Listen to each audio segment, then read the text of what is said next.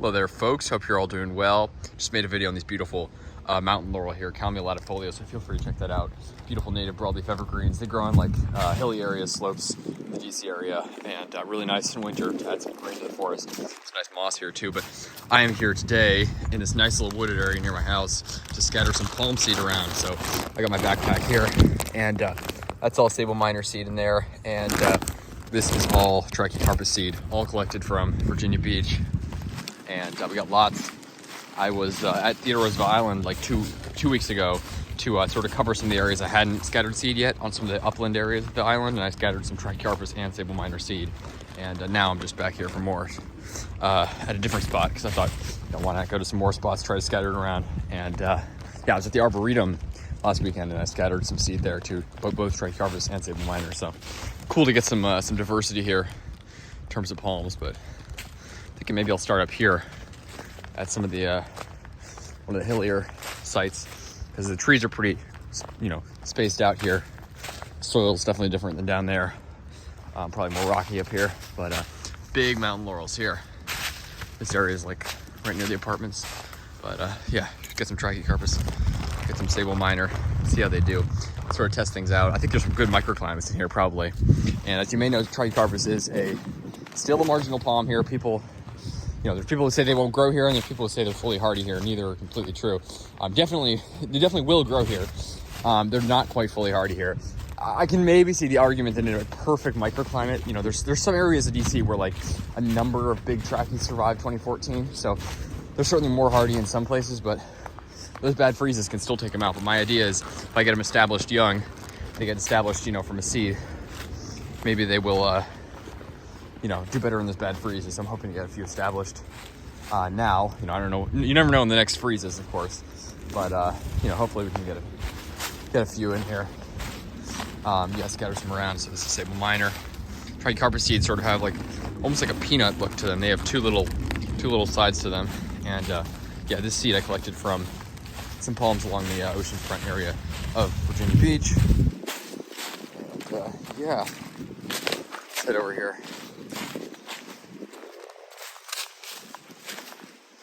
Sorry to find a way down here, but some nice areas here. Some rocky soil here, and then probably heavier clay soil by the water, the floodplain. That's where Sabal miners need. Beautiful mountain laurel here. Look at this thing how it sprawls over. Really, really neat. I love mountain laurel. So, yeah, let's get some seeds down here. It's a nice area. Nice little waterfall here, a little cascade. And this is probably more Sabal minor territory. So yeah, I'm gonna try to get some in the floodplain down there. Maybe I'll cross over. That's actually a pretty good area across there.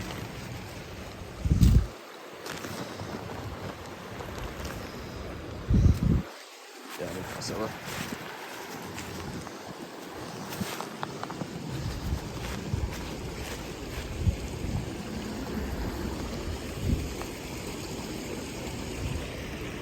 Oh, didn't find a better way.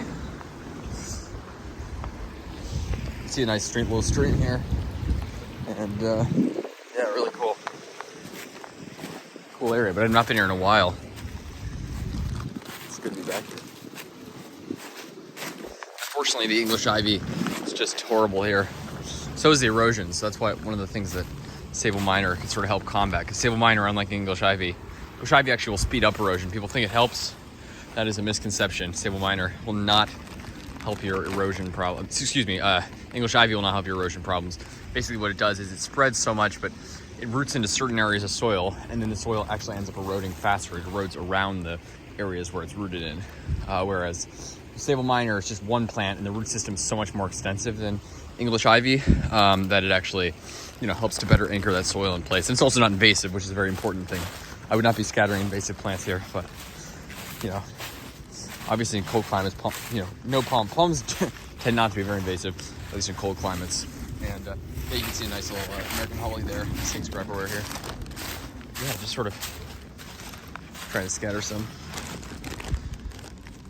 Anyways, yeah, I will continue down this path and scatter some more seed. and probably pick some different locations around the DC area to scatter additional seed. I was at the Arboretum, as I might have mentioned, for a while ago, and yeah, trying to get some Trachycarpus seed scattered as well, because I've scattered Sabal minor seed in a few places already, but I think it'd be pretty neat to get some Trachycarpus groves going in here as well. So yeah, there's lots of invasive plants in here, as you can see. Not only is the English ivy nuts here, I mean, it's just everywhere, but you can see this, I forget what this is called. This is some sort of really ugly invasive species. Look at the size of that tree. Look at the, you can see just how bad the erosion is in here. This is not an invasive species here, but you can see the Mahonia there, which is, I didn't actually know what that was until some of my viewers let me know. But Mahonia is a, yeah, I don't know where, I know some of them are from Asia, I believe, different species. But they have naturalized in a good portion of the mid-Atlantic, it sounds like, in some of the south. But they're cool looking trees, broadleaf evergreens. Very spiky, it looks like. So I'm not gonna, you know, not gonna test that, but definitely neat looking. And yeah, it's just a good area for Sabal minor. It's floodplain. Problem is people walk along here a lot, so you want to be strategic about where you're scattering.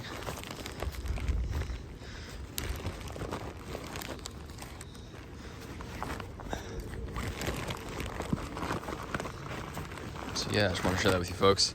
So just grab the seed and chuck it, and it will grow. I've already, as you may know, I found seedlings that have grown from mine in the woods, and no doubt, yeah, by I'm sure by fall of next year they'll be noticeable. Although obviously it's hard to tell under all the English ivy.